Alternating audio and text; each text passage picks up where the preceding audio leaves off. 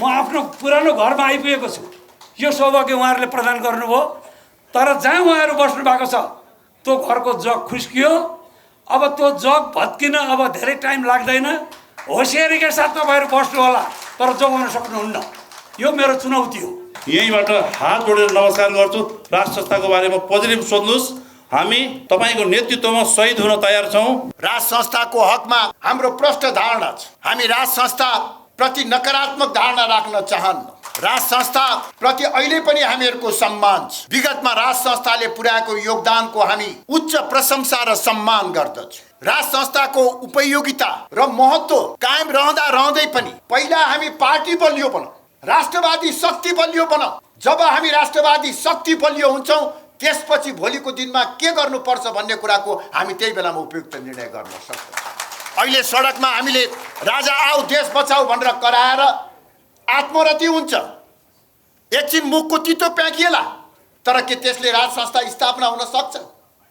त्यसैले पहिला पार्टी बलियो बनाऊ। पार्टी ठुलो बनाउने अति महत्त्वाकांक्षाको नाउँमा हामीले गलत प्रवृत्तिसँग सम्झौता गर्यौँ। पार्टीभित्र हावी भएको गलत प्रवृत्ति, सिद्धान्तहीन जमात, स्वार्थी लोभी पापीहरूको कारणले गर्दा हामी नै पार्टीबाट विस्थापित हुने अवस्था सिर्जना भयो। लोकतन्त्रको आवरणमा केही सीमित राजनैतिक दलका सीमित नेताहरूले राज्य सत्तामा कब्जा जमाएर अहिले मुलुकमा सर्वसत्तावादी प्रवृत्ति लाद्ने काम भइराखेको, सत्तामा पुग्नको निमित्त बाह्य शक्तिको आशीर्वाद माग्ने आत्मसमर्पणवादी प्रवृत्ति हावी भइराखेको, विदेशी शक्तिहरू दिल्ली, बेजिङ र वाशिङटनमा पानी पर्दा नेपालमा छाता ओढ्ने जमात खोजिराखेका र नेपालका प्रमुख राजनैतिक दलहरू होडबाजी गरेर त्यो पात्र बन्नको निमित्त तम तयार देखिन्छ। मलाई आज पार्टी प्रवेश भन्दा पनि म फेरि आफ्नो घरमा चाहिँ फर्केको जस्तो अनुभव मलाई भइरहेको छ। हामीले 8 महिनासम्म उकुस मुकुस गरेर यसले राष्ट्रवादी आन्दोलन चलाउँछ कि भनेर हामी एकदम संयमपूर्वक हामी सहेर बसेको थियौँ। त अति पराकाष्ठ भएपछि हामीले एउटा निर्मम निर्णय गर्न पुग्यौँ। भ्रमपूर्ण यात्रामा म बस्दिनँ भनेर निर्णय गरेँ। आज त्यो मेरो निर्णय सही साबित भएको जस्तो लाग्यो। यिनीहरूलाई अहिले नै समातो पारिएन भनेदेखि त यहाँ त ठुलो भुइँचालो आउने भयो पार्टीमा भनेर उहाँहरूले हामीलाई चाहिँ फलामको डन्डा वर्षाउनु भयो। एउटा नदीको दुईवटा किनारा चाहिँ आवश्यकता पऱ्यो भने एक ठाउँमा पनि जान्छ है। यो परिभाषा पोलिटिकल साइन्सको भन्ने कुरो चाहिँ त्यो साबित गर्नलाई पनि आज हामी एक ठाउँमा आइपुग्यौँ। फेरि हामीमाथि जुन अन्यायपूर्वक, अपमानपूर्वक, अमर्यादित ढङ्गबाट जुन कारवाही गरियो त्यसको कारणबाट हामी त्यो पार्टीमा बस्न नसकेर राजीनामा गऱ्यौँ भने धेरैको भविष्य त्यो पार्टीभित्र छैन। दोष नै नभएको मान्छेकोलाई दोषी करार गरेर जुन ढङ्गबाट खेद्ने प्रयास गरेको छ त्यसको विरुद्धमा मैले चुनौती दिएको छु कि आउँ बहस गरौँ खुला रूपमा। कमल थापाको के हो सबभन्दा ठुलो अपराध? हत्या हिंसा हो कि भ्रष्टाचार हो कि?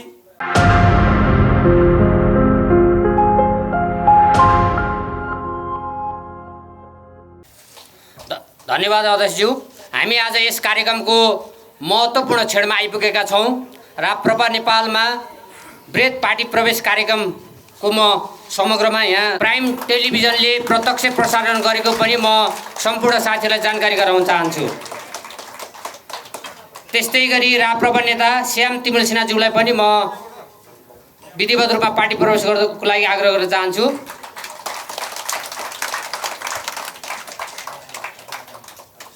त्यस्तै गरी केशवराज भुजेल, त्यस्तै गरी तेजराज भुजेल राप्रपा नेता हुनुहुन्छ उहाँ पनि। त्यस्तै गरी गर्न चाहन्छु। त्यस्तै गरी रञ्जिता श्रेष्ठ उहाँलाई पनि म पार्टी प्रवेशको लागि आग्रह गर्न चाहन्छु। उहाँ चाहिँ गोदावरी नगरपालिकाका उपमेयर हुनुहुन्थ्यो राप्रपाको तर्फबाट। दिपेश खत्री ललितपुर, त्यस्तै गरी कृष्णबहादुर डङ्गोल नुवाकोट उहाँलाई नि म अगाडि आएर पार्टी प्रवेशको लागि आग्रह गर्न चाहन्छु। त्यस्तै गरी सरोज कुवर ललितपुर उहाँलाई पनि म अगाडि आइदिनको लागि आग्रह गर्न चाहन्छु।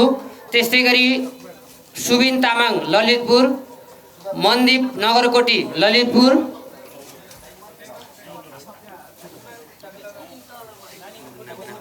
अजित भण्डारी ललितपुर, सोमलाल तामाङ, अरुण तामाङ ललितपुर, श्रीमन तामाङ ललितपुर, अनिश तामाङ ललितपुर, त्यस्तै गरी कमलबहादुर कार्की खोटाङ उहाँलाई नि अगाडि आइदिनुको लागि आग्रह गर्न चाहन्छु।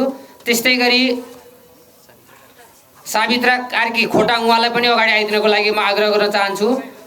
त्यस्तै गरी कमला उपाध्याय म उहाँलाई पनि अगाडि आइदिनुको लागि आग्रह गर्न चाहन्छु। त्यस्तै गरी माया चामलिङ उहाँलाई पनि अगाडि आइदिनुको लागि आग्रह गर्न चाहन्छु। त्यस्तै गरी अशोक कुमार प्रधान उहाँलाई पनि अगाडि आइदिनुको लागि म आग्रह गर्न चाहन्छु। त्यस्तै गरी बिना थापा म उहाँलाई नै अगाडि आइदिनुको लागि आग्रह गर्न चाहन्छु।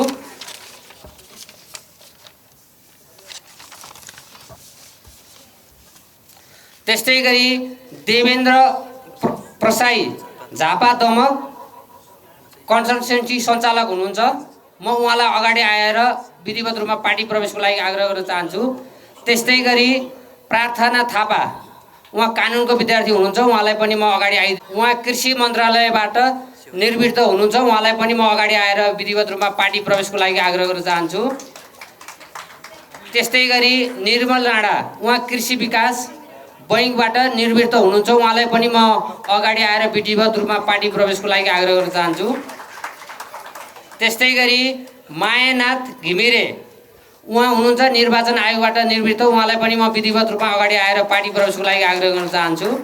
त्यस्तै गरी धनप्रसाद नेउपाने जुम्ला उहाँ नेकपा माओवादीको अपाङ्गता सङ्गठनको सचिव हुनुहुन्छ, उहाँलाई विधिवत अगाडि आएर विधिवत रूपमा राप्रपा नेपालमा प्रवेशको लागि आग्रह गर्न चाहन्छु।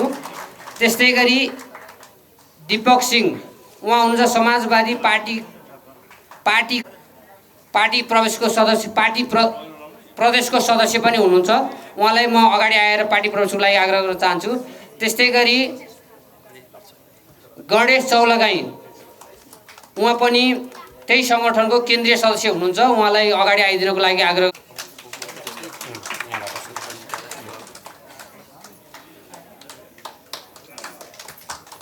धन्यवाद अध्यक्षज्यू।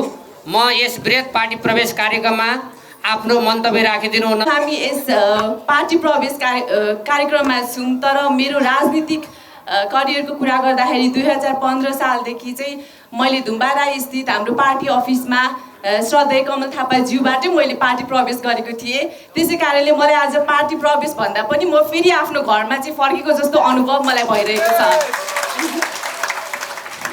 र अर्को मैले एकदमै छुटाउन नहुने कुरा चाहिँ जब मैले ललितपुरमा आफ्नो राजनीतिक करियर सुरु गरेँ तब मैले हाम्रो एकदमै अभिभावक भन्न चाहन्छु म श्याम तिमल सिन्हाज्यू हाम्रो दाइलाई मैले त्यहाँ भेटेर उहाँलाई चाहिँ मैले आफ्नो एउटा अभिभावक मानेको छु र उहाँले गर्दाखेरि आज जुन हजुरहरू सामु म यसरी बोल्न सकेको छु यो चाहिँ उहाँको पनि यसमा एकदमै ठुलो देन रहेको छ। त्यसैले दाइलाई पनि यही मञ्चबाट एकदमै हार्दिक धन्यवाद व्यक्त गर्न चाहन्छु।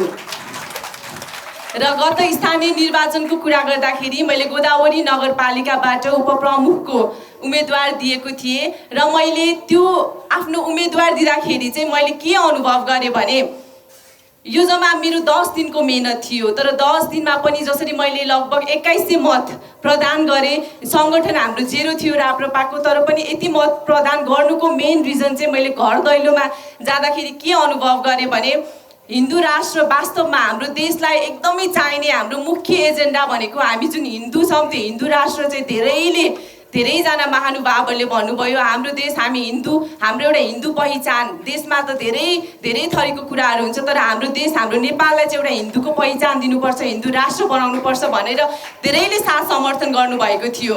र अहिले जुन यो हाम्रो राष्ट्रिय परिचय पत्रको कुरा आइपुगेको छ त्यसमा पनि यदि हाम्रो आफूले आफ्नो पहिचान मेटाएर हामीले त्यस्तो कार्ड बनाउनुको औचित्य के रहेको छ त? जब हामीले हाम्रो टोपी हाम्रो एउटा राष्ट्रिय पोसाक भन्छौँ हामीले टोपी निकालेर होइन हाम्रो सिन्दुर पुसेर टिका पुसेर यसरी हामीले राष्ट्रिय पहिचान गराउनुको मतलब पनि मलाई त्यसमा चाहिँ हामीले अलिकति एकदमै सोच विचार गर्नुपर्छ जस्तो लाग्छ। हामीले आफ्नो देशको पहिचान चाहिँ हामीले मेटाउनु हुँदैन, हामीले के हिसाबले हामी नेपाली भनेर चिनिएका छौँ त भन्ने कुरामा चाहिँ हामीले एकदमै ध्यान दिनुपर्छ जस्तो मलाई लाग्छ। र अहिलेको परिवेशमा एउटा म महिला नेत्री यसरी हजुरहरू सामु यसरी आइरहेकी छु र म एकदमै चाहन्छु कि म जस्तो महिला नेत्रीहरू अरू पनि यहाँ मैले धेरै दिदीबहिनीहरू देखिरहेको छु। अब हामी सम्पूर्ण महिलाहरू पनि घरको काममा मात्र नभएर हामी आफ्नो देश र आफ्नो जनताको लागि सेवामा पनि हामी समर्पित हुनुपर्छ भनेर पनि यहीँबाट सम्पूर्णलाई आह्वान गर्न चाहन्छु। हजुरहरू सम्पूर्ण पनि एकदमै इन्डिपेन्डेन्टली हजुरलाई के फिल हुन्छ त्यो हिसाबले एकदमै स्वागत गर्न चाहन्छु र मेरो यही छोटो मन्तव्य राख्दै हजुरहरू सामु छुटिन चाहन्छु। जय राष्ट्रवाद। धन्यवाद। आज हामी राप्रपाका केही नेताहरू फेरि एकपल्ट हाम्रो अध्यक्ष कमल थापाको नेतृत्व स्वीकार्दै यो राष्ट्रवादी आन्दोलनमा समाहित हुन आइपुगेको छौँ। यो राजनीतिक कार्यक्रम रहेछ। हाम्रो नेता दिलनाथ गिरी दाइले भन्नुहुन्थ्यो 2 दूना 5 भनेको नि यही रहेछ। किनभने हामीले हाम्रो पुरानो नेतृत्व तत्कालीन नेतृत्व कमल थापाजीको कमी कमजोरी औँल्याएर उहाँले पराजित गरेर अर्को नयाँ पुस्तालाई नेतृत्वमा ल्यायौँ। हामीले 8 महिनासम्म उकुस मुकुस गरेर यसले राष्ट्रवादी आन्दोलन चलाउँछ कि भनेर हामी एकदम संयमपूर्वक हामी सहेर बसेको थियौँ र हामीले विरोध गर्नु हुँदैन, नेतृत्वको सुध्रिहाल्छन् कि भनेर दिलनाथ गिरी दाई दिलविकास दाईहरूले हामीलाई संयम गराउनु भयो। त अति पराकाष्ठ भएपछि हामीले एउटा निर्मम निर्णय गर्न पुग्यौँ। त्यसको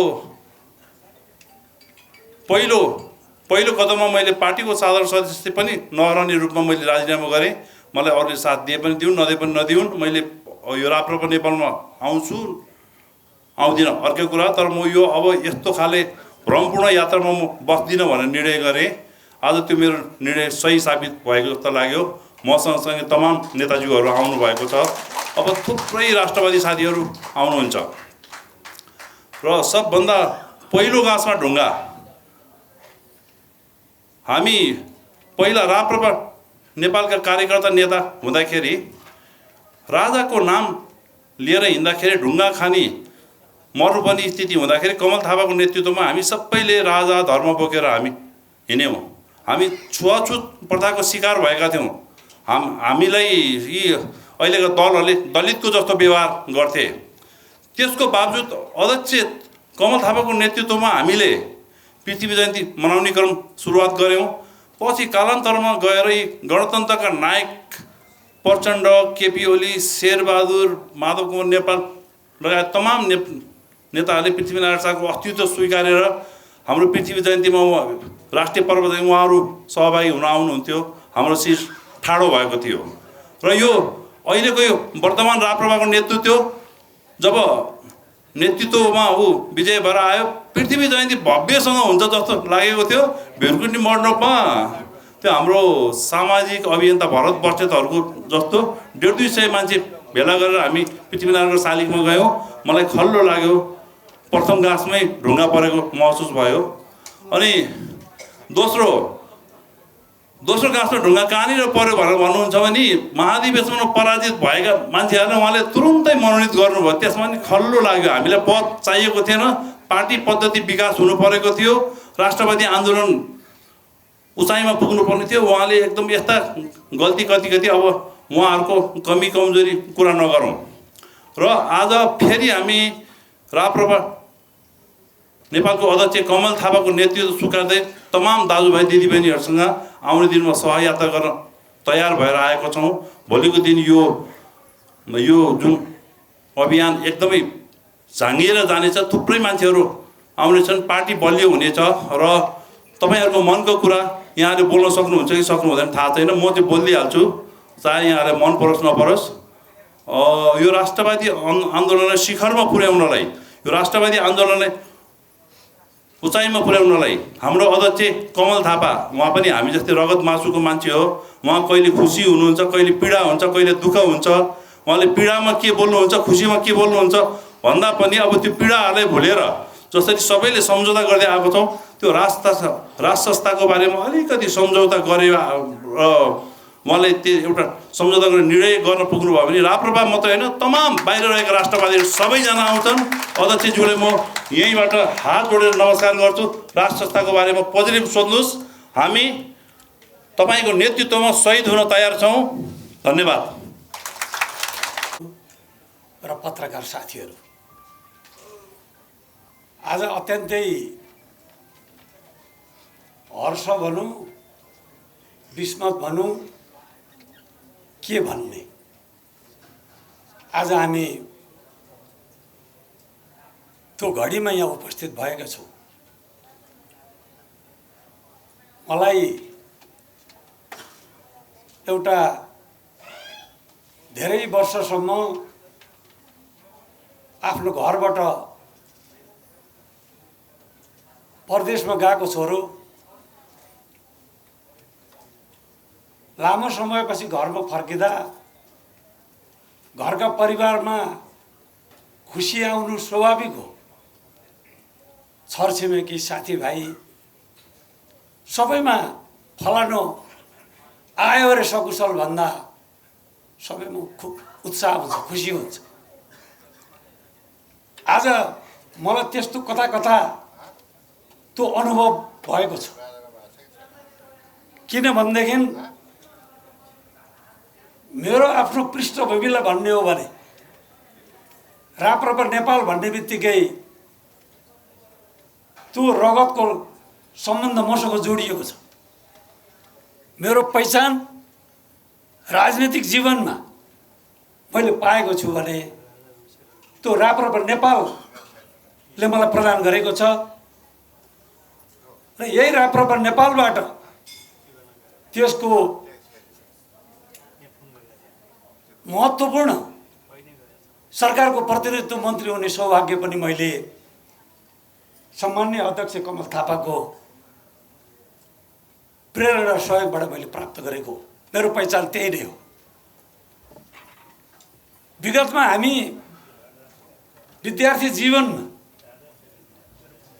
कमल थापा र मेरो बिचको सम्बन्ध भन्ने हो भने आज 50 वर्ष पुरा भएछ।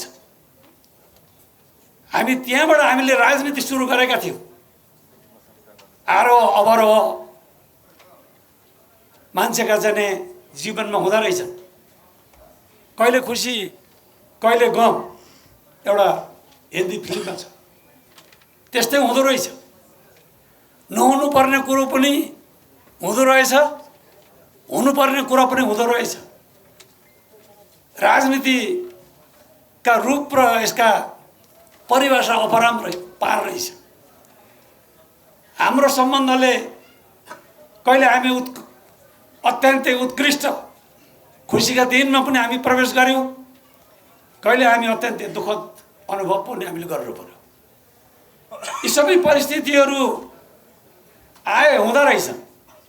तर मेरो मनमा जहिलेसुकै पनि राजनीतिक जीवनमा हामीले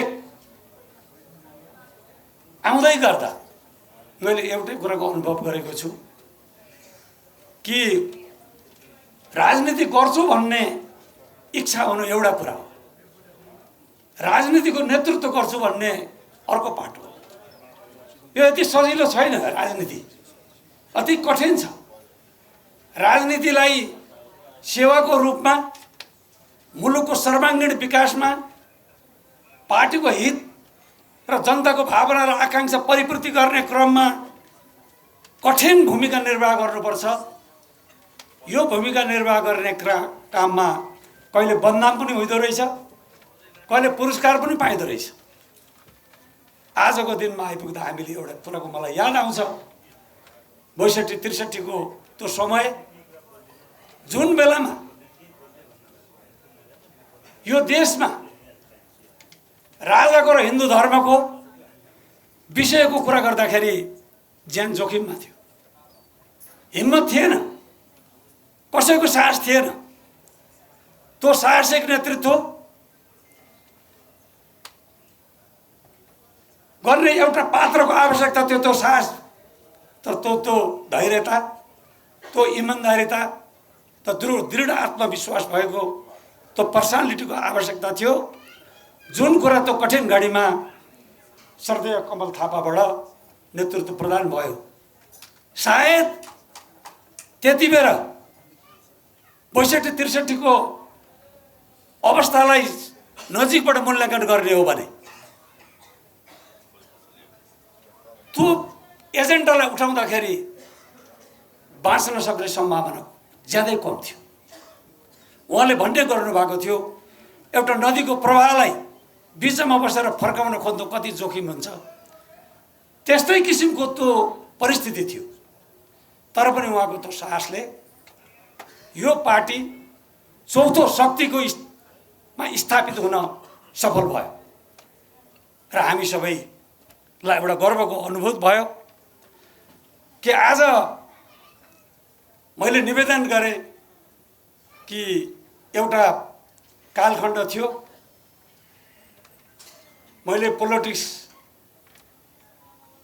दार्शनिकहरूले यसलाई एउटा डर्टी गेम भनेर पनि परिभाषा गरेको छ। तर पनि हामी त्यो राजनीतिलाई बुझेर पनि हामीले गलतै गरेको चिजलाई पनि त्यो सही हो भनेर राजनीति विज्ञानले जबरजस्त रूपमा परिभाषा गर्छ। त्यसकै निमित्त हामी पनि यदा कदा कहिलेकाहीँ त्यो गलत बाटोको अभ्यास पनि गर्न गयौँ होला।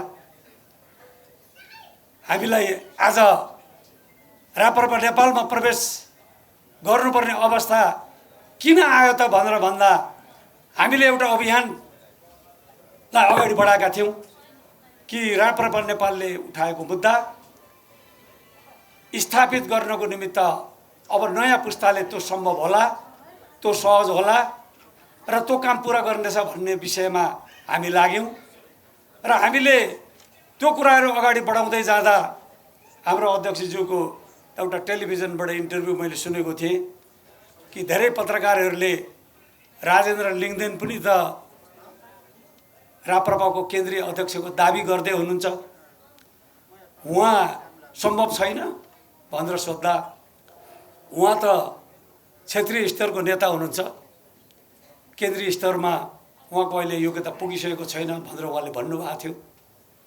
के भनेको होला यो एउटा पढालेखा युवक देश हाँक्नको निमित्त उहाँले नै गुरुम गरेको, उहाँले नै ट्रेनिङ दिएको मान्छे, त्यो नभनेको भए पनि राम्रो हुन्थ्यो कि भन्ने कता कता म जस्ता धेरै मान्छेलाई यो कुराहरू लागेको थियो। तर हामी त्यो अभियानमा उहाँलाई जिताउनेमा लाग्यौँ, हामी सफल भयौँ। तर धेरै चाँडो हामीले अनुभव गऱ्यौँ उहाँले भनेको कुरा त कति दूरदर्शी विचार रहेछ, कति महत्त्वपूर्ण कुरा, कति टाढाको कुरा उहाँले देख्नु भएको रहेछ। हामीले प्रत्यक्ष अनुभव गऱ्यौँ उहाँलाई नेता बनाइसकेपछि। उहाँले हामीलाई एउटा अभियान हामीले हेऱ्यौँ, उहाँ अध्यक्ष भइसकेपछि मेची काली जनताको चाहिँ उपस्थिति अत्यन्तै उत्साहजनक देखियो। त्यो उपस्थितिले अरू ठुला पार्टीहरूको पनि मनस्थिति चर्चा परिचर्चा राप्रपा अब साँच्चै नै हामीभन्दा बलियो पो हुने हो कि भन्ने खालका तर्क वितर्कहरू समीक्षाहरू पनि भए। हामीलाई पनि निकै उत्साह बनायो, कार्यकर्तालाई पनि उत्साह बनायो, पार्टी पङ्क्तिका शुभेच्छुकहरूमा पनि उत्साही भइयो। तर यो सबै कुराको परिणाम राजनीतिमा के हुन्छ त भन्दाखेरि निर्वाचन। जब हामी निर्वाचनमा गयौँ, स्थानीय निर्वाचनमा विगतको भन्दा पनि निराशाजनक परिणाम आइसकेपछि वास्तवमा हामी साह्रै निरुत्साहित भयौँ।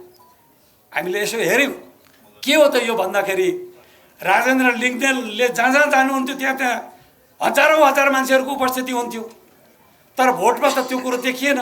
के हो त यसको भित्री कुरो भन्दा अब नयाँ पुस्तामा कमल थापा जस्तो एउटा विशिष्ट एउटा नेतृत्व प्रदान गरेको व्यक्तित्वलाई हराएर आएको राजेन्द्र लिङ्गदेन कस्तो रहेछ भनेर राजेन्द्र लिङ्गदेनलाई हेर्न आएको भिड पनि जस्तो रहेछ। उहाँको टिममा चाहिँ नि हिरो र हिरोइनीहरू पनि रहेछन्, उनीहरूलाई हेर्न आउने मान्छे पनि त्यत्तिकै उत्सुकता रहेछ भनेपछि त्यो त यो राप्रपाको हो कि होइन भनेर हेर्दा त निर्वाचनमा त होइन रहेछ भनेपछि यसले हामी के निर्गमन पुग्यौँ भने अब गम्भीर समस्या राप्रपाभित्र आयो। यदि अब हामीले समयमा यसलाई शिक्षा लिएनौँ भने यो शिक्षा लिएर हामीले समयमा हामीभित्रका कमी कमजोरीहरूलाई सुधारेर बृहत राष्ट्रवादी एकता गर्न सकेनौँ भने बृहत हाम्रो पार्टीको एउटा चाहिँ नि समान विचारधारा भएका सङ्घ संस्था र पार्टीहरूलाई एक ठाउँमा राखेर अब हामीले ऐक्यबद्धता गर्न सकेनौँ भने हामी आउने सङ्घीय निर्वाचनमा सर्वनाक हार हुने निश्चित देखियो। यो स्थिति एउटा काली लाग्दो स्थिति आउने भएको हुँदाखेरि अब के गर्ने त भनेर केही लाइक माइन्डेड साथीहरू जो यहाँ आज हाम्रो टिममा उपस्थित हुनुहुन्छ, आज पार्टी प्रवेश गर्नुभयो, अहिले बोलिसक्नुभयो, हामीले छलफल गऱ्यौँ। छलफल गर्दाखेरि हामी के निष्कर्षमा पुग्यौँ भने अब नेतृत्व र शीर्षस्थ तहका नेताहरूलाई अब यो पार्टीलाई बृहत राष्ट्रवादी एकता र समान विचारधारा भएका सङ्घ संस्था र पार्टीहरूलाई ऐक्यबद्धता गराएर निर्वाचनको नयाँ रोडम्याप तयार गरेर हामी अगाडि बढ्नु पर्यो र एउटा शक्ति सञ्चय गरौँ। त्यो सञ्चय गर्न हामी असफल भयौँ भने राप्रपा गम्भीर सङ्कटमा पर्छ। यसलाई जोगाउनको निमित्त हामी एक ठाउँमा आउँ भन्ने चाहिँ हामीले एउटा निर्णय गऱ्यौँ सुझाव दिनको लागि। तर हामीलाई त यही एलोपेगडा होटल जहाँ हाम्रो चाहिँ आदरणीय दाई दिल विकास राज भण्डारीको सौजन्यतामा, उहाँको सक्रियतामा, उहाँको सहयोगमा हामी निरन्तर रूपमा मिटिङ छलफल यहीँ गर्थ्यौँ, हामीले गऱ्यौँ। र त्यो गरिसकेपछि हामीलाई त उहाँ नेतृत्वले यो सबै सुझावहरू सुनेर सेबास देला, राम्रो कुरा हामीले गर्न नसकेको कुरो तपाईँहरूले उठाइदिनु भयो, लु अब यसलाई त अगाडि बढाउनु पर्यो। साँच्चै नै अब हामीलाई त चुनौती छ, कसरी राष्ट्रिय पार्टी बनाउने। यो राष्ट्रिय पार्टी बनाउन सकिएन भने यो पार्टी समाप्त हुन्छ, यो त राम्रो काम गर्नुभयो भन्ने हामीले उहाँहरूले चाहिँ त्यो प्रकारको चाहिँ मनसा व्यक्त गर्नु होला भन्ने लागेको थियो। त्यो त होइन रहेछ। यहाँ त कमल थापा समेत को चाहिँ सहभागिता हुने गरीको एकता खोज्दाखेरि त यो कमल थापाले उक्साएर गरेको चाहिँ योजना पो रहेछ भन्ने निर्कलमा उहाँहरू पुग्नुभयो। उहाँहरूले अब त्यसमा के गर्नुभयो त भन्दाखेरि यिनीहरूलाई अहिले नै समातो पारिएन भनेदेखि त यहाँ त ठुलो भुइँचालो आउने भयो पार्टीमा भनेर उहाँहरूले हामीलाई चाहिँ फलामको डन्डा वर्षाउनु भयो, स्पष्टीकरण सोध्नुभयो। तपाईँहरूले पार्टी हित विपरीत काम गरेको हुँदाखेरि तपाईँहरूलाई फौजी कारबाही किन नगर्ने भन्ने प्रश्न सोध्नुभयो। अब स्पष्टीकरण क्या हो फौजी कारबाही? फौजदारी कारबाही। यो फौजदारी कारबाही भनेको गुन्डा एक्ट हो। हामीले पार्टी ठुलो हुनुपर्छ भन्दा त गुन्डा एक्ट हुँदो रहेछ, लाग्ने रहेछ। पार्टीमा सबै मिल्नुपर्छ, एउटा शक्तिमा आउनुपर्छ भन्दाखेरि त हामीलाई त गुन्डा एक्ट लगाइने रहेछ। ए भनेपछि हामी बल्ल छाङ्गाबाट झऱ्यौँ कि अध्यक्षज्यूले साँच्चै नै क्षेत्रीय स्तरको नेता भनेर भनेको कुरो त सही रहेछ। त्यति साँगुरो मनस्थिति पुगेको मान्छेलाई हामीले विशाल एउटा राप्रपाको नेतामा गऱ्यौँ। हामी कति हाम्रो पनि कमजोरी रहेछ। राजनीतिक विज्ञानले कति ठुलो धोका दिँदो रहेछ कि कमजोर मान्छेलाई पनि यो ठुलो मान्छे हो भन्न चाहिँ दाबी गर्न सक्ने हैसियत राख्दो रहेछ राजनीतिले। त्यो राजनीतिको परिणाम हेरेपछि मात्रै त्यो ठिक र बेठिक भन्ने हुन्छ। तर राजनीति जनरल विज्ञानले भने जहिले पनि सत्यको कुरा गर्छ। सत्यको कुरा गर्दा उसले 2+2=4 भन्छ भने राजनीति विज्ञानले चाहिँ 2+2 कहिलेकाहीँ 5 पनि हुन्छ है भन्छ। आज जुन ढङ्गबाट हाम्रो एक खालको राजनीतिक रूपमा हामी निकै टाढा पुगेका थियौँ। झन्डै कमल थापाको र मेरो बिचको सम्बन्ध अरूले हेर्दाखेरि एउटा नदीको दुईटा किनाराको रूपमा हेर्न थालेका थिए। यो कुरालाई मैले गम्भीरतापूर्वक हेरेर मैले बुझेँ र मैले त्यही निर्णयमा पुगेँ। पोलिटिकल साइन्सको सिद्धान्तले चाहिँ दुईटा नदीको किनारा, एउटा नदीको दुईटा किनारा चाहिँ आवश्यकता पर्यो भने एक ठाउँमा पनि जान्छ है। यो परिभाषा पोलिटिकल साइन्सको भन्ने कुरो चाहिँ त्यो साबित गर्नलाई पनि आज हामी एक ठाउँमा आइपुगेका छौँ। कमल थापाको नेतृत्वमा आज हामी सम्मानित भएका छौँ र यो राजनीतिक विज्ञान हो। यो विज्ञानले जहिलेसुकै पनि यही सत्य साबित गरेको छ र हामीले अन्तिममा एउटा आग्रह गर्न चाहन्छु भनेदेखि म यसै मञ्चबाट म राजेन्द्र लिङ्गदेनजी लगायत जो साथीहरूले हामीलाई पार्टीमा अहिले जुन बस्न नसक्ने अवस्थाको सिर्जना गर्नुभयो त्यसको निमित्त म उहाँहरूलाई हार्दिक धन्यवाद र बधाई पनि दिन चाहन्छु। किनभने उहाँहरूले गर्नुभएको थिएन भने हामी एक ठाउँमा जुट्ने यो सौभाग्य र यो मौका पाउँदैन थियो। म आफ्नो पुरानो घरमा आइपुगेको छु, यो सौभाग्य उहाँहरूले प्रदान गर्नुभयो। तर जहाँ उहाँहरू बस्नु भएको छ त्यो घरको जग खुस्कियो। अब त्यो जग भत्किन अब धेरै टाइम लाग्दैन। होसियारीका साथ तपाईँहरू बस्नु होला, तर जोगाउन सक्नुहुन्न। यो मेरो चुनौती हो। किनभने यो मुलुक बनाउनको लागि, यो राष्ट्रलाई समृद्ध बनाउनको लागि, यो देशलाई परिवर्तन गरेर छोड्छौँ भन्ने अठोटका साथ हामीले राप्रपाको गठन गरेको थियो। राप्रपा नेपालले जुन प्रतिबद्धता राखेको थियो त्यो प्रतिबद्धताबाट अब उहाँहरू ब्याक भइसक्नु भएको छ र त्यो जिम्मेवारी र त्यो काँध फेरि अब राप्रपा नेपालको अध्यक्षको काँधमा आएको छ र यसको निमित्त चाहिँ हामी सबै ऐक्यबद्धता छौँ, हुन्छौँ। र म सम्पूर्ण देश यो आज टेलिभिजन र यो प्रत्यक्ष प्रसारण हेरिराख्नुभएका दाजुभाइ दिदीबहिनीहरू र हाम्रा पार्टी पङ्क्तिका अनन्य असङ्ख्य मित्रहरूलाई म आग्रह गर्न चाहन्छु, म यसै मञ्चबाट, कि हामीले एउटा सही ढङ्गबाट पार्टीलाई बलियो बनाउनको लागि हामीले जुन किसिमको एउटा दृष्टिकोण सुझाव दिन खोज्दाखेरि हामीमाथि जुन अन्यायपूर्वक, अपमानपूर्वक, अमर्यादित ढङ्गबाट जुन कारवाही गरियो त्यसको कारणबाट हामी त्यो पार्टीमा बस्न नसकेर राजीनामा गऱ्यौँ भने धेरैको भविष्य त्यो पार्टीभित्र छैन र पार्टीको भविष्य भनेको एउटा नेता चाहिँदो रहेछ। त्यो नेतृत्व भनेको कुरा चाहिँ नि अहिलेको चाहिँ नेपालको टप 10 लिडरहरू मध्ये कमल थापा मध्ये एक पर्नुहुन्छ र अरू भनेका त नगर्ने छन्। त्यसैले गर्दाखेरि हाम्रो यो प्रवेशको अगाडि धेरै साथीहरूले प्रश्न गर्नुभएको थियो, धेरै कमेन्टहरू पनि आएको थियो कि तपाईँहरू जहाँ गए पनि कमल थापा कहाँ चाहिँ जानु हुँदैन भन्ने पनि एक खालका मान्छेहरूको मत थियो। त्यो मत किन थियो भन्दाखेरि कमल थापा किन नजाने भन्ने केही प्रश्न गर्दा होइन उहाँलाई त जनताले मनै पराउँदैन भन्ने कुराहरू पनि केही तर्क गरे। मैले त्यसमा प्रतिप्रश्न के गरेँ भने टप 10 का लिडरहरूको विषयको पृष्ठभूमि इमान्दारीपूर्वक विश्लेषण गरौँ, समीक्षा गरौँ, कुन कुन पृष्ठभूमिबाट आएका हुन्, अहिलेको देशको राज्य व्यवस्थामा जो नेतृत्वमा हुनुहुन्छ, सरकारमा हुनुहुन्छ, प्रतिपक्षमा हुनुहुन्छ, विभिन्न दलकोमा हुनुहुन्छ, उहाँहरूको विषयमा समीक्षा गर्दा पृष्ठभूमिले अपराधको सङ्ख्यामा चाहिँ यदि इमान्दारीपूर्वक गऱ्यौँ भने सायद कमल थापा कुनै प्रकारको निर्दोष ठहरनुहुनेछ, दोष रहित प्रमाणित हुनुहुनेछ। दोष नै नभएको मान्छेकोलाई दोषी करार गरेर जुन ढङ्गबाट खेद्ने प्रयास गरेको छ त्यसको विरुद्धमा मैले चुनौती दिएको छु कि आउँ बहस गरौँ खुला रूपमा। कमल थापाको के हो सबभन्दा ठुलो अपराध? हत्या हिंसा हो कि भ्रष्टाचार हो कि कुन काण्डमा मुछिएको हो?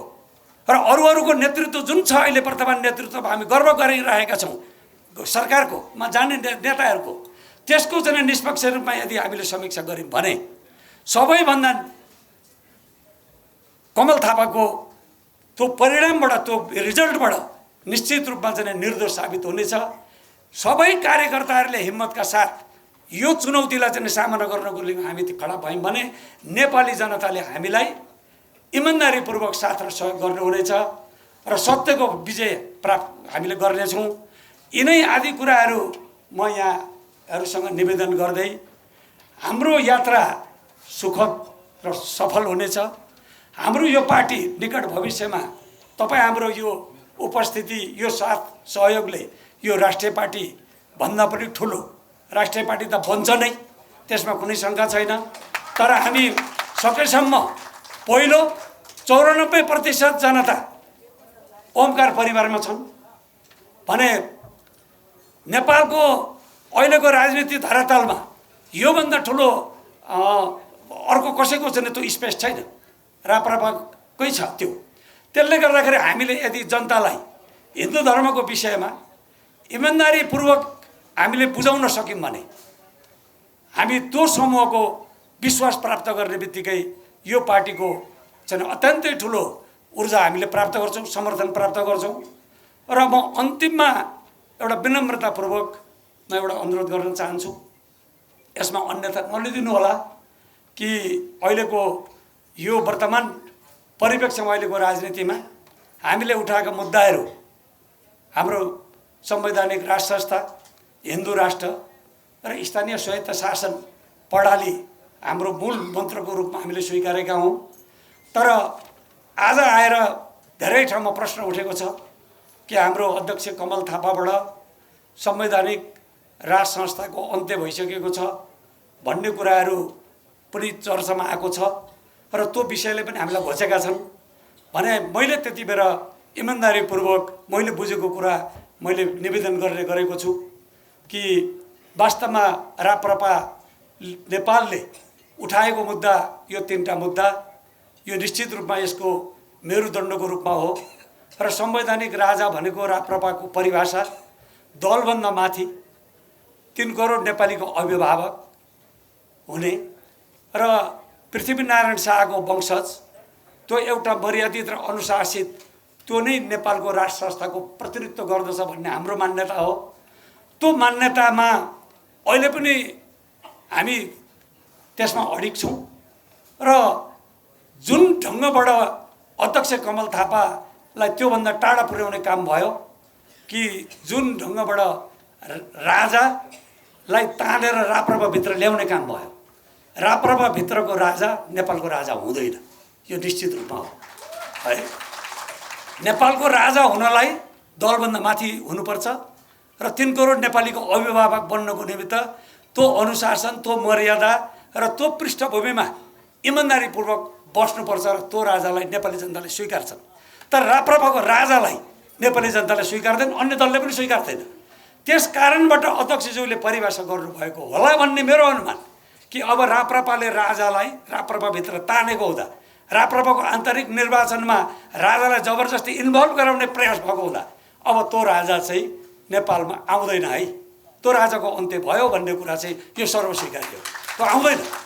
तर यदि राजाले पनि गल्ती गरेको छ भने, राजाका मान्छेले गल्ती गरेको छ भने त्यो पनि करेक्सन हुनु पर्यो, हामीले गल्ती गरेका छौँ भने हामीले पनि करेक्सन हुनु पर्यो। तर 3 करोड नेपाली जनताको हृदयमा, विश्वासमा र आघात पुर्याउन सकिँदैन र हामी त्यस प्रकारको दृष्टिकोण पनि राखेर आगामी एउटा बहसको विषय बनाउँछौँ र यस सन्दर्भमा चाहिँ विनम्रतापूर्वक म अध्यक्षज्यूसँग पनि आग्रह गर्न चाहन्छु र यो पार्टीको राष्ट्रिय पार्टी बन्नमा सबै तबकाको सहभागिता रहन सकोस्, त्यसले हाम्रो पार्टीले सोचेको भन्दा चाँडो हाम्रो चाहिँ पहिलो दोस्रो पार्टी नै बनाउने हैसियत र औकात हामीमा रहन सकोस्। आजको यो उपस्थितिले हामीलाई त्यही मार्गदर्शन गरोस्। यति नै म निवेदन गर्दै म आफ्नो विचार यहीँ अन्त्य गर्छु। राप्रपा नेपालको इतिहासमा आजको दिन अविस्मरणीय रहनेछ भन्ने मैले विश्वास लिएको छु। आजको यस पावन दिनमा केही वरिष्ठ साथीहरू जो हामी हिजो सँगै एकै ठाउँमा बसेर काम गरेका थियौँ, रगत पसिना बगाएका थियौँ, आज फेरि एकै ठाउँमा हामी उपस्थित भएका छौँ। आज महत्त्वपूर्ण व्यक्तित्वहरू पार्टीमा सहभागी हुनुभएको छ। वास्तवमा उहाँहरूको राप्रपा नेपालमा सहभागितालाई पार्टी प्रवेश भन्नुभन्दा पनि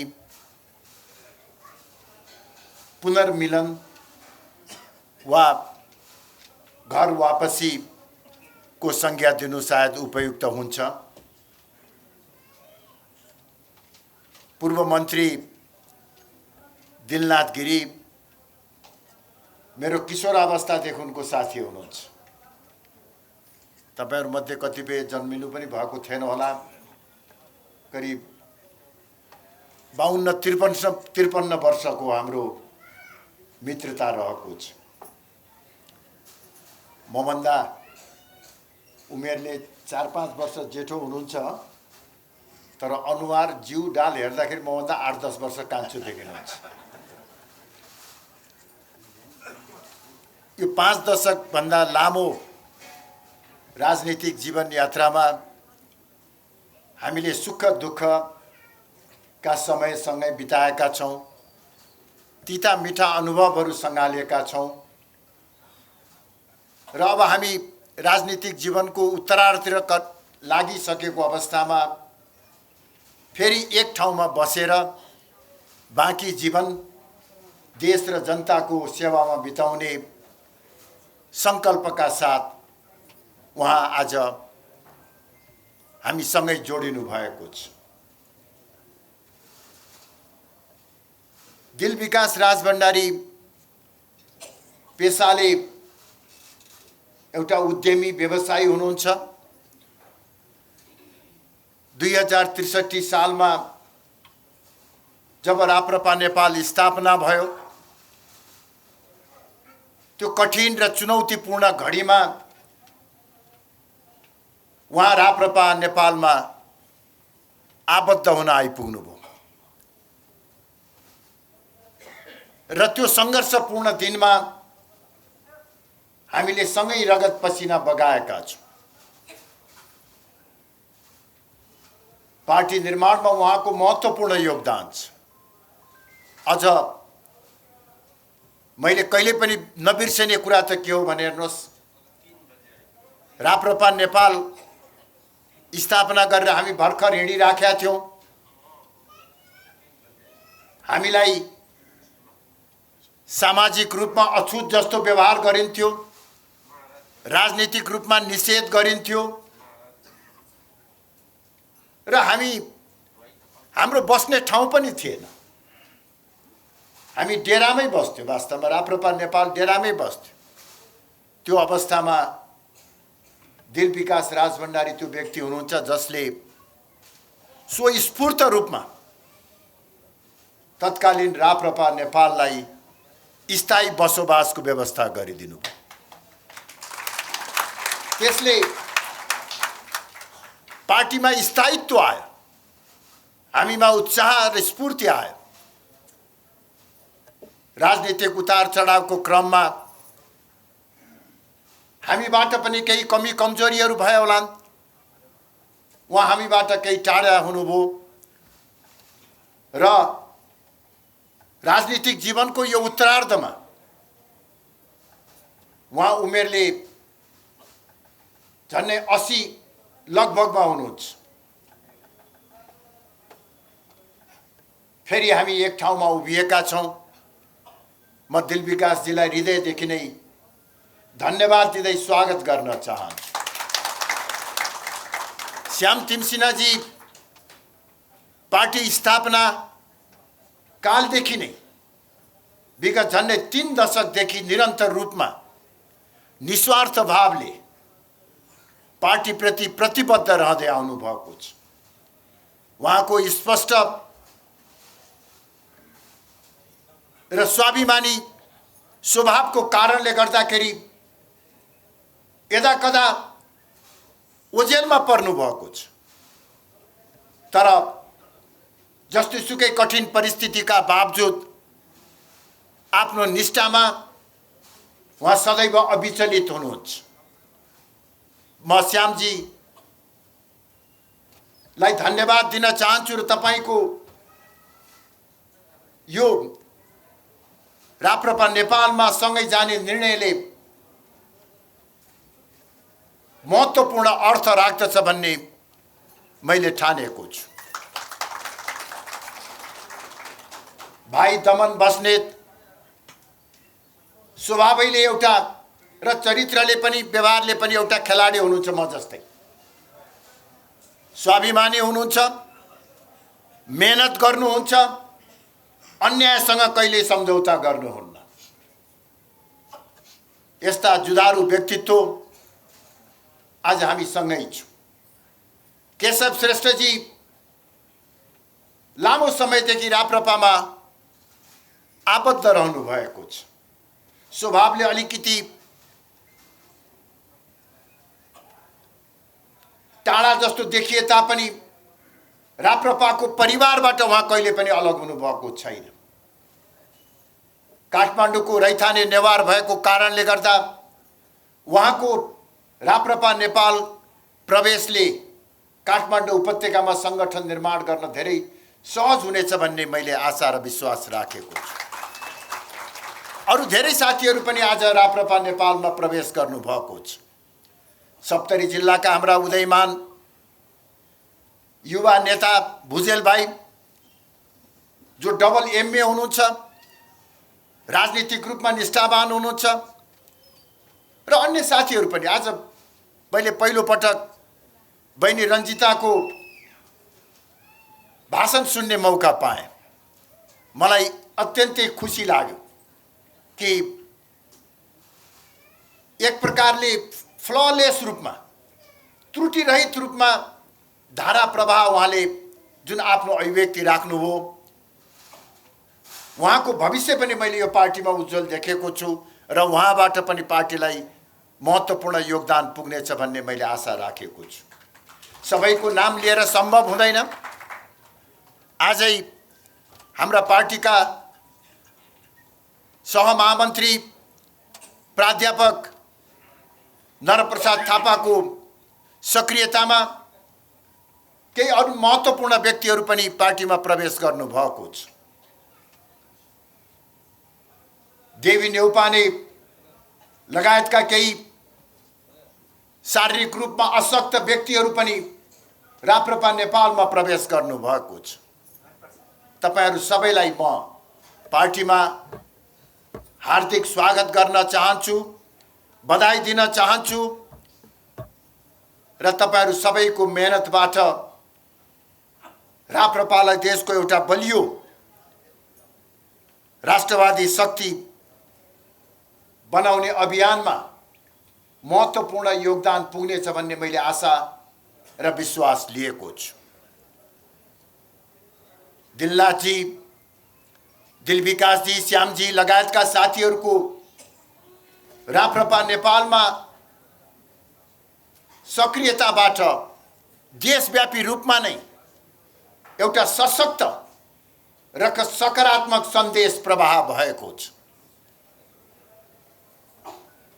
नेपालको राष्ट्रिय राजनीतिमा राष्ट्रियता र प्रजातन्त्र र हिन्दू राष्ट्रको मान्यता बोक्ने राष्ट्रवादी शक्तिको मूल प्रवाह राप्रपा नेपाल हो भन्ने सन्देश उहाँहरूको यो पार्टी प्रवेशबाट प्रभावित हुन पुगेको छ। अहिले हामी एउटा बलियो राष्ट्रवादी प्रजातान्त्रिक शक्ति निर्माण गर्ने अभियानमा छौँ। तपाईँ हामी सबैलाई थाहा छ, 2062 साल मङ्सिर 6 गते भारतको राजधानी नयाँ दिल्लीमा भारतीय शासक वर्गको प्रत्यक्ष सहयोग र संलग्नतामा 12 बुँदे समझदारी भयो। त्यसपछि देशमा आन्दोलन भयो र आन्दोलनपछि महत्त्वपूर्ण राजनीतिक परिवर्तन भयो। हामी परिवर्तनका विरोधी होइनौँ, तर त्यो परिवर्तनलाई कार्यान्वयन गर्ने क्रममा विदेशी शक्तिको दबाव र प्रभावमा परेर राष्ट्र निर्माणको भाष्यलाई नै नयाँ ढङ्गबाट परिभाषित गर्ने प्रयास भयो।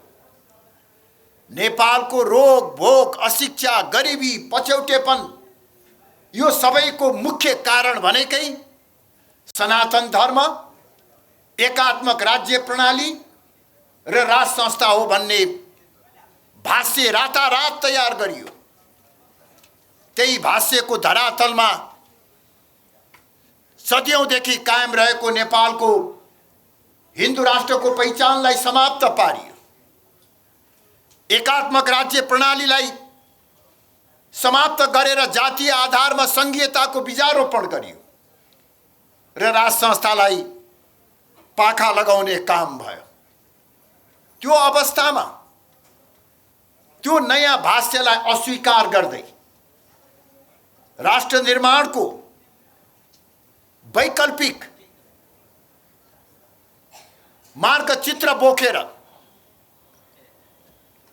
फरक विचार र अलग पहिचान बोकेर हामीले 2063 सालमा अत्यन्तै प्रतिकूल परिस्थितिमा राप्रपा नेपाल स्थापना गर्यो। राज संस्था सहितको प्रजातन्त्र, सर्वधर्म समभाव र पूर्ण धार्मिक स्वतन्त्रता सहितको हिन्दू राष्ट्र र सुदृढ स्थानीय स्वायत्त शासन प्रणाली जस्ता मान्यतामा आधारित संवर्धनवादी दर्शनलाई हामीले आत्मसात गरेर अगाडि बढ्यौं। छोटो समयमा नै 2070 सालको संविधान सभाको चुनावसम्म आइपुग्दा नेपाली जनताले विश्वास गरेर राप्रपा नेपाललाई नेपाली कांग्रेस, नेकपा एमाले र माओवादी पछिको चौथो ठुलो शक्तिको रूपमा राप्रपा नेपाललाई स्थापित गराए। नेपाली जनताले राप्रपा नेपाललाई राष्ट्रवादी विचारधारा बोक्ने मूल शक्तिको रूपमा स्थापित गर्यो। 2072 सालमा संविधान जारी भयो। संविधान जारी भएपछि पार्टी ठुलो बनाउने अति महत्वाकांक्षा राख्दा हामीले एकपछि अर्को गर्दै गल्तीहरू गर्न थाल्यौं। पार्टी ठुलो बनाउने अति महत्वाकांक्षाको नाउँमा हामीले गलत प्रवृत्तिसँग सम्झौता गर्यौं। पार्टी भित्र असहज परिपाटी बसाउने काम गर्यौं, जसको परिणाम स्वरूप हामीले 2073 सालपछि बाटो बिरायौं। फलस्वरूप 2074 सालको चुनावमा पार्टी ठुलो होला भनेको त हामीले अत्यन्तै निराशाजनक परिणाम भोग्नु पर्यो। करिब 5 वर्ष हामी राष्ट्रिय राजनीतिमा महत्त्वहीन भयौं, भूमिका विहीन भयौं। यो तितो अनुभवबाट पाठ सिकेर विगतका त्रुटि र कमी कमजोरीहरू सच्याएर हामीले नयाँ ढंगबाट हिँड्नुपर्ने बाध्यात्मक परिस्थिति भयो। पार्टीभित्र हावी भएको गलत प्रवृत्ति, सिद्धान्तहीन जमात, स्वार्थी लोभी पापीहरूको कारणले गर्दा पार्टीलाई विचार दिने, पार्टीलाई सम्मान दिलाउने, पार्टीको संगठन निर्माण गर्ने हामी नै पार्टीबाट विस्थापित हुने अवस्था सिर्जना भयो। यो रहरले होइन, बाध्यात्मक परिस्थितिमा हामीले नयाँ ढंगबाट अघि बढ्नुपर्ने आवश्यकता पर्यो। त्यो पृष्ठभूमिमा हाम्रो अनुपस्थितिमा अत्यन्तै दुःख कष्ट सहेर भए पनि राप्रपा नेपाललाई जीवन्त राख्ने लाक्पा तामाङले हामीलाई एक दिन आएर भन्नुभयो, तपाईलाई एक दिन यस्तो अवस्था आउला भन्ने सोचेरै हामीले राप्रपा नेपाल जीवित राख्दिएका छौं। तपाईको नासो अब तपाईले जिम्मा लिनुहोस् भनेर भनेपछि हामीले 2078 साल फागुन 7 गते राप्रपा नेपाललाई पुनर्जागृत गर्यौं। पुनर्जागृत राप्रपा नेपालले विगतबाट पाठ सिकेर आफ्ना विचार मूल्य मान्यतालाई समयानुकूल परिमार्जन गरेको छ। वास्तवमा 2063 सालमा जुन हामीले एउटा राष्ट्रवादी शक्ति निर्माण गर्ने लक्ष्य राखेका थियौं, अहिलेको अवस्थामा त्यसको आवश्यकता झन् टड्कारो हुन गयो। यो 16 वर्षको अवधिमा व्यवस्थाहरू परिवर्तन भयो, तर जनताको अवस्थामा सुधार भएन। जनताले सकारात्मक परिवर्तनको अनुभूति गर्न पाएन। लोकतन्त्रको आवरणमा केही सीमित राजनैतिक दलका सीमित नेताहरूले राज्य सत्तामा कब्जा जमाएर अहिले मुलुकमा सर्वसत्तावादी प्रवृत्ति लाद्ने काम भइराखेको छ। नेपालकै इतिहासमा राष्ट्रियता अहिले सर्वाधिक कमजोर अवस्थामा पुगेको छ। बाह्य शक्तिको चलखेल र प्रभाव तीव्र रूपले बढेको छ। नेपाल विदेशी शक्तिहरूको रणनीतिक प्रतिस्पर्धा स्थल बन्न सक्ने खतरा देखिएको छ। चाहे त्यो एमसीसी को कुरा गर्नुहोस्, चाहे त्यो एसपीपी को कुरा गर्नुहोस्, चाहे त्यो बीआरआई को कुरा गर्नुहोस्, यी सबै विषय वा प्रसङ्गमा विश्वका महाराष्ट्र शक्तिहरूको रणनीतिक प्रतिस्पर्धा स्थलको रूपमा नेपाल परिणत हुन गइराखेको छ। प्रमुख दलका नेताहरूको अकर्मण्यता र सत्ता लोलुपताको कारणले गर्दाखेरि विदेशीहरूको चलखेल र प्रभाव बढेर गएको। चुनाव नजिक आउँदैछ। अहिले विदेशी शक्तिहरू आफ्नो स्वार्थ परिपूर्ति गर्ने पात्रको खोजीमा रहिराखेका छन्। नेपाल भित्रै पनि सत्तामा पुग्नको निमित्त बाह्य शक्तिको आशीर्वाद माग्ने आत्मसमर्पणवादी प्रवृत्ति हावी भइराखेको छ। विदेशी शक्तिहरू दिल्ली, बेजिङ र वाशिंगटनमा पानी पर्दा नेपालमा छाता ओढ्ने जमात खोजिराखेका छन् र नेपालका प्रमुख राजनैतिक दलहरू होडबाजी गरेर त्यो पात्र बन्नको निमित्त तम तयार देखिन्छन्। यसरी राष्ट्रियता कमजोर भइरहेको छ र राष्ट्रवादी शक्ति माथि सबैतिरबाट आक्रमण भइराखेको अवस्था छ। धर्म परिवर्तन काली लाग्दो रूपमा छ। विश्वमै सबैभन्दा तीव्र गतिले धर्मान्तरण हुने, इसाईकरण हुने मुलुकमा नेपाल 1 नम्बरमा परेको छ। यो धर्म परिवर्तनको महामारीले सामाजिक सद्भाव र एकता खलबलिएर देश धार्मिक द्वन्द्वमा फस्न सक्ने खतरा देखिएको छ। भ्रष्टाचार, बेरोजगारी समस्या अत्यन्तै विकराल रहेको छ।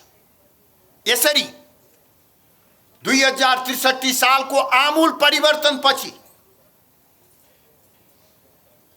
जनताले सकारात्मक परिवर्तनको अनुभूति गर्न पाएका छैनन्। अर्थतन्त्र सङ्कटग्रस्त हुँदै गइराखेको छ। यो पृष्ठभूमिमा जनताले फेरि पनि एउटा बलियो राष्ट्रवादी प्रजातान्त्रिक शक्तिको आवश्यकता महसुस गरेको छ। त्यही आवश्यकता परिपूर्ति गर्नको निमित्त नै कठिन र चुनौतीपूर्ण भए तापनि हामीले राप्रपा नेपाललाई पुनर्जागृत गरेका हौं। किनभने हिजो हामी जहाँ रह्यौं त्यहाँ यो वैकल्पिक शक्ति बन्न सक्ने बलियो राष्ट्रवादी शक्ति बन्न सक्ने सम्भावना देखिएन। हामीले प्रतिपादन गरेको विचार अलपत्र पर्न सक्ने खतरा देखियो। त्यो विचारमा आस्था राख्ने हजारौं कार्यकर्ताहरूको भविष्य अन्धकार हुन सक्ने अवस्था देखियो।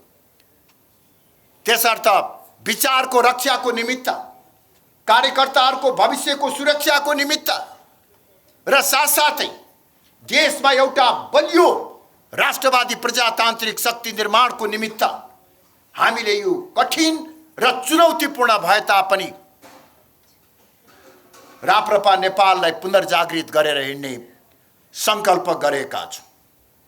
राप्रपा नेपालले राष्ट्रियता, लोकतन्त्र र सनातन हिन्दू राष्ट्रको मान्यतामा आधारित संवर्धनवादलाई आफ्नो वैचारिक दर्शनको रूपमा आत्मसात गरेको छ। संवर्धनवादको धरातलमा सुशासनको माध्यमबाट देशको आर्थिक विकास र समृद्धि हासिल गर्ने हाम्रो मुख्य उद्देश्य रहेको छ। भ्रष्टाचार नियन्त्रण र बेरोजगारी समस्यालाई हामीले उच्च प्राथमिकतामा राखेका छौँ।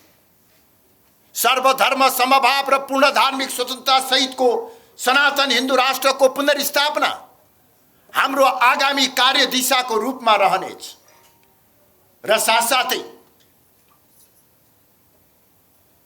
2007 सालदेखिको अनुभव र विशेष गरी 2063 सालपछिको राजनीतिक अभ्यासबाट पाठ सिकेर हामीले मुलुकको शासकीय स्वरूप र संरचनामा पनि आमूल परिवर्तन हुनुपर्ने आवश्यकता देखेका छौँ।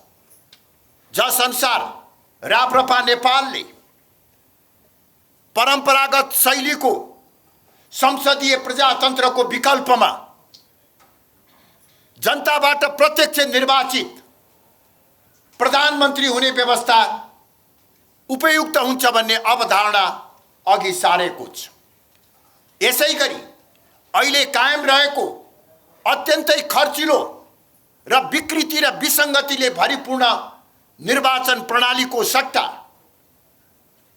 पूर्ण समानुपातिक निर्वाचन प्रणाली कायम गर्नुपर्छ भन्ने हाम्रो मान्यता छ। यसैगरी संघीयताको वर्तमान स्वरूपलाई आमूल परिवर्तन गरेर केन्द्रमा एउटा बलियो सरकार र स्थानीय तहमा अहिलेको भन्दा पनि बढी अधिकार सम्पन्न स्थानीय सरकार गरी दुई तहको संघीय स्वरूप कायम गर्नु उपयुक्त हुन्छ र प्रदेश सरकारको आवश्यकता छैन भन्ने हाम्रो पार्टीको स्पष्ट मान्यता रहेको छ। यसरी हामी केही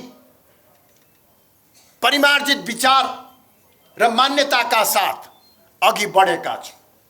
कुनै पनि राजनैतिक दलले, कुनै पनि व्यक्तिले, राजनेताले समय काल परिस्थितिको चापलाई बुझ्न सकेन भने हामीले समय काल परिस्थिति र जनभावनालाई ठीक ढङ्गबाट बुझेर परिमार्जन गर्न सकेनौँ भने हाम्रा मान्यताहरू जडसूत्रमा परिवर्तन हुन्छन्। हाम्रो सङ्गठन जडसूत्रवादी हुन सक्दछ। त्यसर्थ राप्रपा नेपालले पुनर्जागृत भइरहेको यो अवस्थामा आफ्ना मान्यताहरूमा केही सुधार र परिमार्जन गरेको। पूर्ववक्ता केही साथीहरूले राज संस्थाको बारेमा चर्चा गर्नुभएको छ, त्यसलाई मैले अन्यथा लिएको छैन। राप्रपा नेपाल प्रजातान्त्रिक पार्टी भएको हुँदा पार्टीभित्र पूर्ण वैचारिक स्वतन्त्रता रहन्छ। राज संस्थाको हकमा हाम्रो प्रष्ट धारणा छ। हामी राज संस्था प्रति नकारात्मक धारणा राख्न चाहन्न। राज संस्था प्रति अहिले पनि हामीहरूको सम्मान छ। नेपालको एकीकरण, प्रजातन्त्रको स्थापना, राष्ट्रियताको सुदृढीकरण र आधुनिकीकरणमा विगतमा राज संस्थाले पुर्याएको योगदानको हामी उच्च प्रशंसा र सम्मान गर्दछौँ। राप्रपा नेपालले राष्ट्र निर्माता श्री 5 बडा महाराजाधिराज पृथ्वीनारायण शाहलाई आदर्श पुरुषको रूपमा ग्रहण गरेको छ। यसै गरी राष्ट्र निर्माता पृथ्वीनारायण शाहको दिव्य उपदेशलाई हामीले आफ्नो पार्टीको मार्गदर्शक सिद्धान्तको रूपमा आत्मसात गरेका छौँ। नेपालको भू राजनीतिक अवस्था, नेपालको धार्मिक सामाजिक सांस्कृतिक परिवेशमा चुनावी राजनीति भन्दा माथि उठेको, पार्टी राजनीति भन्दा माथि उठेको साझा अभिभावकको रूपमा राज संस्था उपयुक्त हुन्छ भन्ने हाम्रो मान्यता हो। तर विगत 16 वर्षको घटनाक्रमले त्यो मान्यतामाथि गम्भीर आघात पुग्न थाल्यो। यो वास्तविकतालाई दृष्टिगत गर्दै राप्रपा नेपालले राज संस्थाप्रति सम्मान कायम राख्दै हाललाई राज संस्था पुनर्स्थापनाको एजेन्डालाई आफ्नो कार्यनीतिको रूपमा राखेको छैन र यसमा पनि हामी प्रष्ट छौँ।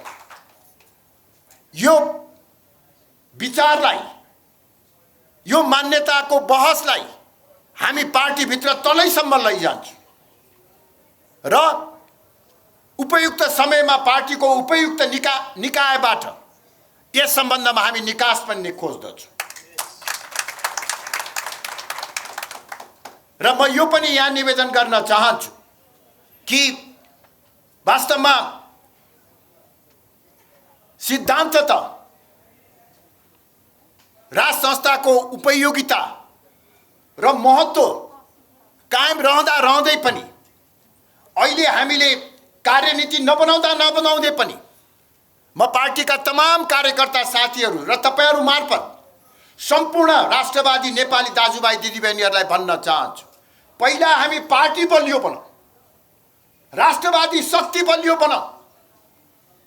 जब हामी राष्ट्रवादी शक्ति बलियो हुन्छौँ त्यसपछि भोलिको दिनमा के गर्नुपर्छ भन्ने कुराको हामी त्यही बेलामा उपयुक्त निर्णय गर्न सक्छौँ। अहिले सडकमा हामीले राजा आऊ देश बचाऊ भनेर कराएर आत्मरति हुन्छ, एकछिन मुखको तितो प्याकिएला, तर के त्यसले राज संस्था स्थापना हुन सक्छ?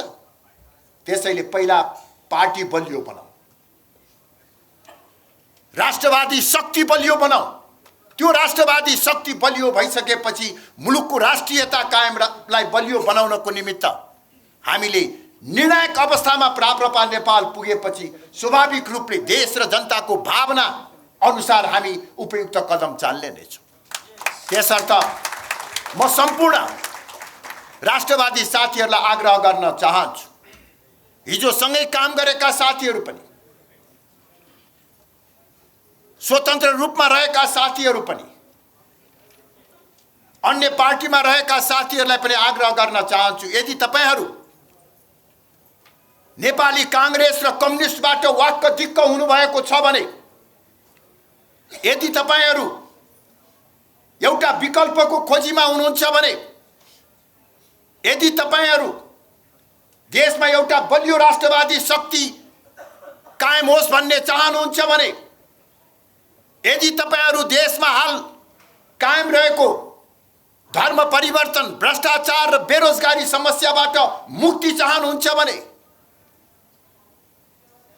यदि तपाईहरू नेपाललाई हिन्दू राष्ट्र बनाउन चाहनुहुन्छ भने, आउनुहोस् एकपटक हामी सबै नेपाली मिलेर राप्रपा नेपाललाई देशको एउटा बलियो राष्ट्रवादी शक्तिका रूपमा स्थापित गरौँ। राप्रपा नेपालले जनतालाई धोका दिँदैन, बेइमानी गर्दैन, सत्तामा पुग्नको निमित्त विदेशीको चाकडी र गुलामी राप्रपा नेपालले कदापि गर्ने छैन। यो पृष्ठभूमिमा आज हामी अघि बढिराखेका छौँ। मङ्सिरमा संसदीय चुनाव हुँदैछ। यो संसदीय चुनावबाट कम्तीमा हामीले राप्रपा नेपाललाई राष्ट्रिय पार्टी बनाउनु पर्ने आवश्यकता छ। त्यसर्थ म सबै राष्ट्रवादी साथीहरूलाई एकजुट हुनको निमित्त आह्वान गर्न चाहन्छु। अहिले दिल विकासजीले राप्रपाका साथीहरू राजेन्द्र लिङ्गदेलजीको नाम समेत लिएर सबैलाई समेट्ने प्रस्ताव राख्नु भएको छ। हामीलाई केही आपत्ति छैन। वास्तवमा यदि राप्रपा नेपालले लिएको विचार प्रति उहाँहरू सद्भाव राख्नुहुन्छ भने एकताको ढोका जहिले पनि खुला छ। यदि एकता अहिले हुन सक्दैन भने पनि त्यहाँ रहेका सबै राष्ट्रवादी साथीहरू, हिन्दू राष्ट्र चाहने साथीहरू मात्र होइन, राज संस्था पुनर्स्थापना होस् भन्ने चाहनेहरूले पनि जुन बाटोबाट अहिले राप्रपालाई अगाडि बढाउन खोजिराखेको छ त्यो बाटोबाट राज संस्था पुनर्स्थापना हुने कुरा त परै जाओस्, राप्रपा पनि अघि बढ्न सक्दैन। यदि तपाईहरू राज संस्था पुनर्स्थापना गर्न चाहनुहुन्छ भने पनि राप्रपा नेपाललाई पहिला बलियो बनाउनुहोस्, यो अभियानमा सहभागी हुनुहोस्। हामी राज संस्था विरोधी होइनौँ। झन्डै 40-50 वर्ष लामो राजा र राज संस्थासँग निकट सम्बन्ध कायम राखेर काम गरेको व्यक्ति भएको नाताले पनि राजा वा राज संस्थाप्रति मेरो अहिले पनि माया छ, सम्मान छ। कुनै पनि आफूलाई राजावादी भन्ने भन्दा अहिले पनि म आफूलाई 1 इन्च पनि कम राजावादी ठान्दिनँ। तर मैले अघि नै भने देश काल परिस्थिति र जनभावनाको सम्मान गरेर कहिलेकाहीँ मन भारी गरेर भए पनि हामीले केही साहसिक निर्णयहरू गर्नुपर्ने हुन्छ। त्यही साहसिक निर्णय गर्दै राप्रपा नेपाल अघि बढिराखेको छ। त्यसर्थ अब म धेरै लामो समय नलिकन फेरि एकपटक आज राप्रपा नेपालमा प्रवेश गर्नुहुने महत्त्वपूर्ण नेताहरू, अनुभवी नेताहरूलाई फेरि पनि हार्दिक स्वागत गर्न चाहन्छु। तपाईहरूलाई निश्चय पनि तपाईहरूले चाहे पनि नचाहे पनि पार्टीले जिम्मेवारी दिन्छ नै, र त्यो जिम्मेवारीलाई तपाईहरूले आगामी दिनमा सशक्त ढङ्गबाट, तपाईहरूलाई पनि मेरो आग्रह छ, एउटा इख राखेर कसैका विरुद्धमा होइन, कसैप्रति आक्रोशित भएर होइन, राप्रपा नेपाललाई एक पटक यो देशको सबैभन्दा ठुलो शक्ति बनाउँछु भन्ने इख राखेर काम गर्नको निमित्त तपाईहरू सबलाई र सबै साथीहरूलाई आह्वान गर्दछु। र तपाईहरू सबैले यहाँ उपस्थित हुनुभएका साथीहरूलाई म पार्टीको तर्फबाट एउटा सूचना पनि दिन चाहन्छु। भोलि राप्रपा नेपाल आबद्ध भातृ सङ्गठनहरूले संयुक्त रूपमा भ्रष्टाचार, महँगी र बेरोजगारीको विरुद्धमा र सर्वधर्म समभाव र पूर्ण धार्मिक स्वतन्त्रता सहितको हिन्दू राष्ट्र पुनर्स्थापनाको निमित्त पहिलो चरणको सडक कार्यक्रम राखेको छ। भोलि 12 बजे माइतीघर मण्डलामा उपस्थित भएर जुलुस सहित बानेश्वरमा पुगेर सभामा परिणत हुने कार्यक्रम छ।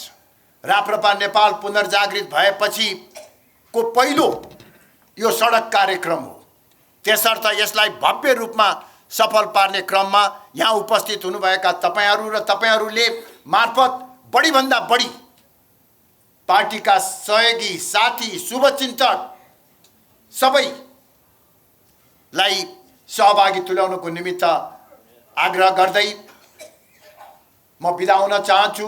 यो कार्यक्रम आयोजनाको निमित्त सहयोग गर्नुहुने सम्पूर्ण साथीहरूलाई धेरै धेरै धन्यवाद दिँदै बिदा हुन्छु। धन्यवाद।